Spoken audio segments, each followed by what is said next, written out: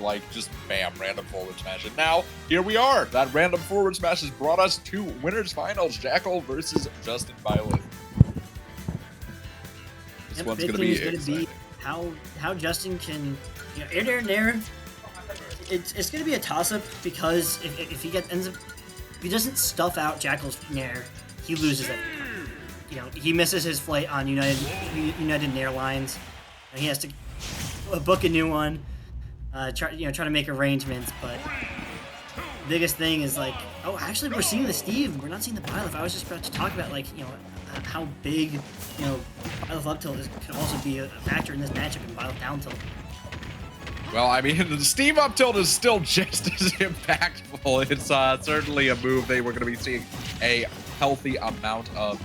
I am curious about the swap over to the Steve when the Byleth was playing so hot, especially after that reverse 3-0 on Pharaoh. But going somewhere up the tier list, playing a character that gets to cheat a little bit more, you know, you can never really complain about moving up the tier list when it comes to a character pick. And Justinbyleth playing the character correctly, using his cape of life, and just making sure he always has that wall behind him, but that's the thing, once you're knocked into disadvantage, it's really hard to get your set up again. But raw down air, didn't even have to futsal down air. Takes it at 132, evens up immediately. To be fair, I don't think you necessarily need a blocky man stepping on your head for an anvil to hurt you. It's not a prerequisite, that's just a side effect. Yeah, it's you know, kind of like Looney Tunes terminology, just they're correlated, they're not causing, there's no causation there. Exactly. We're seeing, though, it's the Steve pick actually working quite well. Missing out on the nil, though, is going to give a little bit of breathing room to Jakal. That breathing room immediately stuffed out, though, by the nil up tilts into the up smash. And now Justinbyleth, honestly, on a good pace to potentially take this game one. Big up tilts now, and that's going to turn into some huge damage. Ooh, PBR turns around. Doing so well with his tech currently. We saw the nil 2 and the nil 4. That is not easy to hit. That takes the 2-frame window every time they do a nil. Especially nil 2 and nil 4. Just, you can't easily buffer set up then. Ah, man, the up tilt, the back air, that's going to be it. But I would love to give a hearty shout out to Jakal managing to clank with a lava bucket. That's impressive levels of skill. Like, you have to be a hardened soldier to be able to clank with literal molten lava. And I think he took some lessons from Jack Black. You know, first he became the Dragon Warrior, mastered all the martial arts, realized that the foot is indeed stronger than the bucket. I love the deep cut, phenomenal. Going into game number 2. And immediately Justinbyleth with a quick 0 to 62, absolutely sparing 0 time getting into the match. Jakal, though, I mean, when you're dealing with a player like him, you can't really spare even a millisecond. The second you get going, things are going to start moving. And you either have to be there and be ready to do it, or you have to be, you know, deceased. Like, there's nothing else. It's either you're in or you're making your funeral arrangements. Yeah, he finally does get it in. For a while, he was getting some Yu-Gi-Oh-esque hand traps playing right into where Justinbyleth wanted him. But looks like he finally switched up the tempo. He's playing more, you know, towards shallower angles rather than a steep, like, you know, 90-degree angle. As we saw there, lands into the up smash, but 62% lead. You can run away with that as a Wolf in this matchup. Yeah, it's definitely a solid bit of percentage to have, and it is a good degree of comfort, especially getting a full stock lead.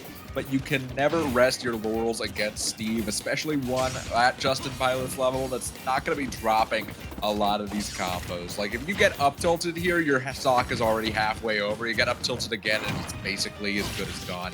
Jakal, though, well aware of this, and even despite that, still with this patented aggression, keeping Justin on his toes, not giving him a chance to even minecart out a disadvantage, not giving him a chance to roll off of ledge, and not giving him a chance to keep playing this game. The back air going to close it out with a convincing showing, shaking off that game 1 and immediately making it known that there's a reason behind that first place seed. I wonder if with that crazy play, if Jackal D Luffy can liberate Justinbyleth from being this tier whoring. We might see the Byleth come back, but there's still 2 games for both players, so we might see one third Steve. Steve does still seem to be the pick, and honestly, I respect it, especially with how well it did that game 1. We are seeing a bit more of this pace slowing down for Justin as we start off the game, getting a little bit more resources ready as you get stockpiled for the impending war that you're gonna have in the middle of PS2. Jackal, though, not remotely afraid of anything Steve has in store. Maybe he should have been a little bit, but honestly, the dog only getting walked a little bit of the way, not getting let off the leash, and now taking a healthy amount of damage because of it. Everything looking awesome right now for Justinbyleth. Getting all the correct anti-airs and trades all the right way. And might as well check out some lotto tickets, see if his luck is continuing. Yeah, I mean, Jackal narrowing things down. I am a little bit nervous for Justin, but as I say it, the forward smash is going to be enough to get it. Now Justin has all the time in the world to sit here and get extra damage on.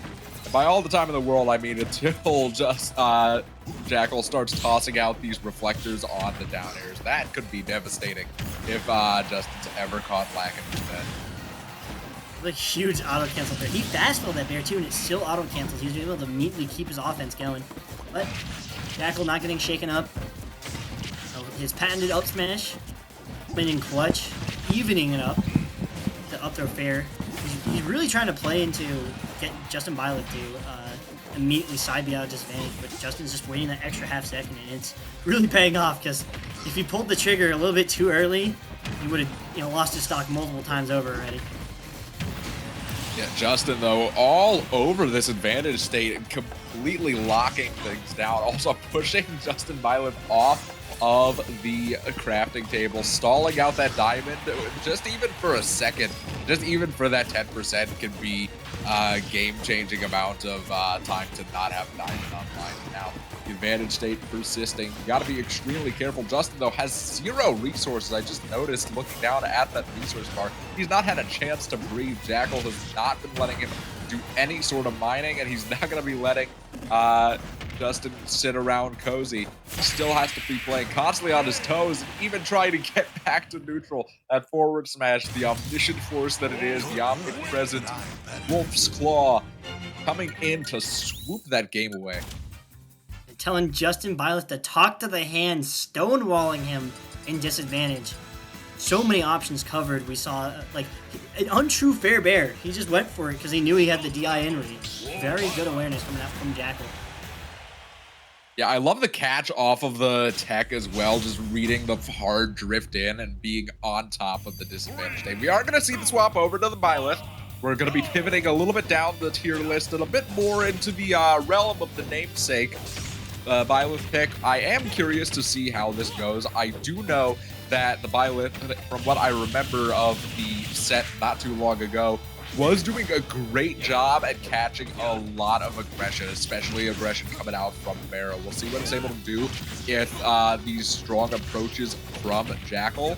Already, it does seem to be a lot more even. It's not as much of this one player beating the crap out of the other player and then the other player just snapping right back into things.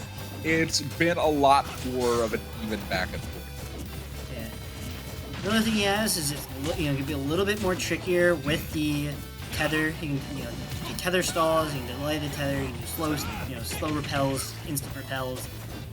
That's another thing that Justin has, but he does have to watch his defense because he was getting called out a little bit, as we saw at the beginning of this match, for panic spot dodging, and you don't have as fast an instant reversal, even without the instant reversal. With an instant reversal like Steve up tilt, it's still a little bit risky when a player as professional as Jackal wants to go for bear trades because we need it. Yeah, light enough punish on that side B, but Jackal would be in his best interest not to get too greedy. with those high side Bs is going to be able to get that first stock with the forward tilt. Now is really the opportunity to say how much you're going to be able to push this advantage. And the answer is not that much. Great forward air find from Justinbyleth, making sure that he's staying and keeping things as close as can be. A very important find as well, because you cannot give Jakal too much of a lead. If he starts getting comfortable, that may as well just seal the deal and say, see you in Grants. Yeah, he actually catches Justinbyleth trying to force his offense on the side B, putting him on platform. Stuff to Jakal, realizing that he had plenty of frames to play with. Speaking of frames, he had him in his dead to rights in his sights almost with that side B. Oh, brother. I mean, Jakal definitely finding his footing. It's a bit of a tempo adjustment from the Steve, because now you do have other places that you can be going in, and other places in neutral that you have to arguably respect more, just given the range on Violet. But with that being said, now that Jakal's adjusted his tempo, shifted the metronome into the new pace, into that new key, he's feeling like he's unstoppable once again. And that's another difference between Steve and Byleth is that they actually bear differently too. Because a lot of times Steve can mix up between his auto cancel bear and his just straight up fastball bear. He can even go for a third mix of where he does the auto cancel but he fastballs at the end. And Byleth doesn't really have that. We actually saw on the second stop, Justin actually missed a bear, a very crucial bear that if he timed it a little bit better would have connected, or at least poked at a shield. That would have been a huge forward smash find. Fortunately, not able to find it. The back throw is going to be enough to do it. Jakal punching a ticket to Fusion Grand Finals number 240 or whatever. Like however many he's been in at this point. 2, 5, 6, 2, 5 y 6. Alrighty. Still, though, again, we did see some movement from Justin, again, with that first game, but it really, like, the second that first game was done, it felt like Jakal shifted into gear and was this machine that could not be tampered with. You tried to mess with something that's already on a set course, but the fate was already written. Jakal, those back airs, those up smashes, those F smashes were not missing. That neutral state was not giving. And it turned into this unsurmountable height that even with the power of Steve and Byleth, even with all that fighter's past prowess on your side, was not able to topple one of Tri-State's finest.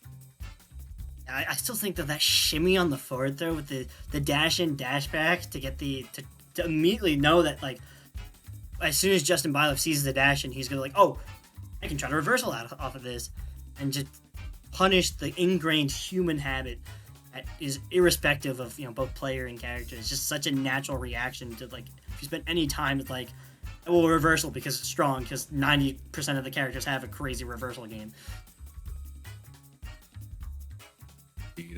With that being said, though, again, just great set play from both of these players. And again, both of them still having a bit of bracket ahead of them. Justinbyleth going to be sitting cozy in losers finals, waiting on either Sinister, Smash Bros, or Jukane, depending on how things end up rolling out on that side. And Jakal having some time to, grab a food, grab a drink, relax, and sit cozy in winner's side grants. A place that I'm sure he's well acquainted with. A little seat on a throne. At this point, you may as well just put a sign that says reserve spot for Jakal at the start of bracket. I guess that's what seating is, but we can get a little more formal with it. Yeah, we can give him a little Burger King crown, a little golden throne, start sprucing up the place. Exactly. But speaking of sprucing up the place, we got some ads and break time coming up. So, speaking of ads, Collision 2025, late registration's ending. What are you doing? Why are you not registered? Tisk tisk. Register now at StartGG. Collision is at the Meadowlands Expo Center, August 22nd to 24th, 2025. In Secaucus, New Jersey, practically the most accessible place ever invented by human hands. So, you have no excuse. Show up, be there, or be square. All right, and speaking of Collision, be sure to check out the Collision series social media content. as well. Give them a follow on social media. They've been putting on phenomenal events. If you're enjoying what you're watching tonight, you're enjoying some of that patented Collision Series event production. So be sure to give them a check out. You're already here at Collision Series TV on Twitch. Give us a follow if you haven't already. Also, be sure to check out the Twitter at Collision Smash and YouTube at Collision Series to keep track of all the fun events that they got in store, highlights, clips, and much more.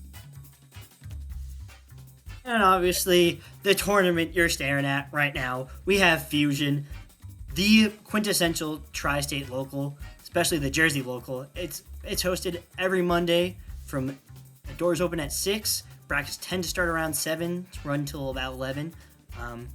It is at 1527 Main Street, Rahway, New Jersey. So another place that's pretty easy to get to. So, there's a pretty accessible parking, some good food in the area. I would highly recommend if you're at, in an hour's pull up. But Absolutely. I think it's a break time because we all need a little rest after those those palpitation-inducing matches. I know I do. I've been Hunk. And I've been Wonky Drive. It has been a pleasure guiding you through this part, and we'll catch you on the flip side for Top 4.